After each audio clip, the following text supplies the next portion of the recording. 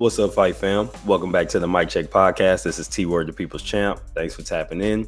Today we're reacting to Devin Haney versus Vasiliy Lomachenko on Saturday, May 20th. So this is going to be our initial reaction to the fight. We're also going to cover this live on our show later today at 5:30 Central Time. Before we get into the video, don't forget to like, comment, and subscribe. We appreciate your feedback. Okay, let's get into it. So, Saturday, May 20th, Loma versus Haney, lightweight supremacy on the line, and this fight did not disappoint. Prior to the fight happening, my co-host Q and I did our predictions, and we talked about some potential outcomes and some ways, some fight patterns, some things that we might see happen. And to our surprise, some of those things actually happened, and there were some variables that were a little bit unexpected that occurred as well. The good news is we saw a highly competitive fight that was for legacy with everything on the line. And to start the fight off, just to give you my quick breakdown, rounds 1 and 2, I gave to Devin. I gave 3 to Loma. Then I gave 4 and 5 to Devin, and round 6 to Loma. So going into the back half of the fight, when everybody told me Haney was going to fade and Loma was going to make his rally, we were 4-2 in favor of Haney at that time. Now, the live stream I was on, there was also a consensus at 3-3, and I thought that was fair. At least one of the Haney rounds, I believe round 4 could have gone either way. But I did feel like Haney was executing his game plan. He was doing what he wanted to do, whereas Loma was reactive.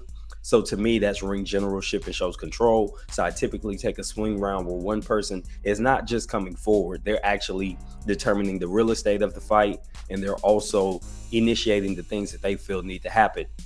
I thought Haney did a good job of that in all 4 rounds that he won in the first half of the fight. Now, going into the second half of the fight, there was a little bit of change in pace, and I want to throw this in. Something that was consistent throughout the night was Haney was going to the body. He was throwing that, it's like a little swivel uppercut punch that he throws. It's an awkward punch, but it's effective with his backhand. And he was landing it pretty good on Loma. The left side of Loma's body, his left flank, it was showing some wear and tear. It was getting red, so you knew that Haney was making an impact there. And later in the fight, you could see it. Loma did what he always does. Even though he tried to start a little early, I think he realized Devin's energy level might outpace him, so he went back to just waiting to pick his shots. And in the second half of the fight, he did that. So Loma began to pick it up and he found a range, and he found a home for his overhand left. And then he also was finding a home for his left cross. Now, obviously, he's a southpaw fighter, so that punch got a long way to come. And you start to wonder, why did Devin Haney keep his head on the line or right in the center? He kept it on the stick, available to be hit. And this is something that I believe swayed a lot of viewers to where when Loma had those moments, maybe for 10, 15 seconds in a round, where he'd land 2 or 3 of those lefts, people were swinging those rounds Loma's way, even though for the rest of the round, Haney was controlling the real estate and determining, dictating where the fight was going to take place. Fast forward a little bit. So we're in 7, 8, 9.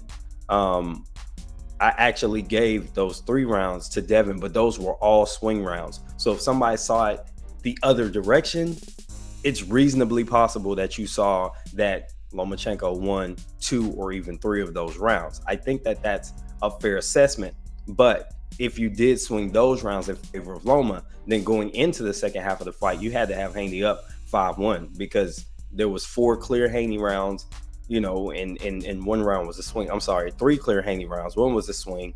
And then a couple of Loma rounds, they were a bit decisive, but not exactly. You could nitpick a little bit and swing those Haney's way. So if you're doing that and you're giving those 3 to Loma, consistently, 7, 8, 9, then you've got to look at the first half, and you've got to have a score that favors Haney going into the back half of the fight. Well, anyway, that's off the subject from where I'm going. So 7, 8, 9 were all swing, very competitive rounds.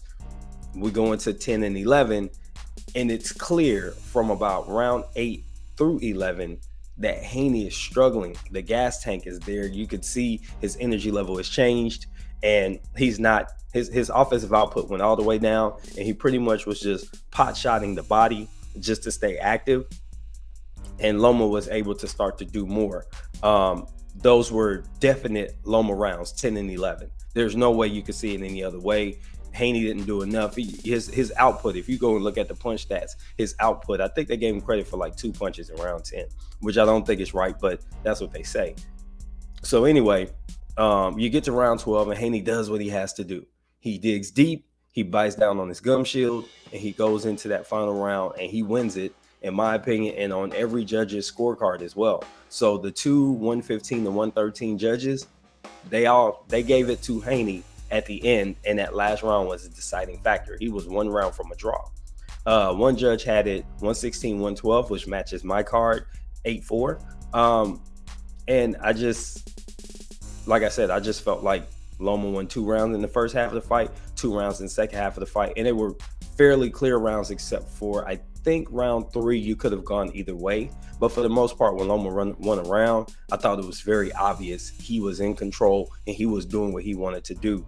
So that was my prediction. I thought it would lean heavily Haney. I thought he would have a clear victory, and he did. It wasn't blowout fashion. I had him 10-2 in him, to be honest.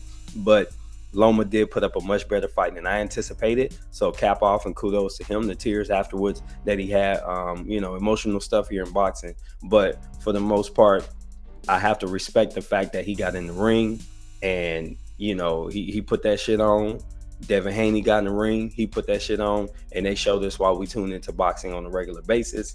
And I 100% agree with the decision, unanimous. All 3 judges saw that Devin Haney was the guy. And I thought it was a super competitive fight and a great treat for boxing fans. But this video is long, so I'm going to wrap it right there. Would love to get your thoughts in the comments. This has been T for the Mic Check Podcast. Until the next time, I'm out.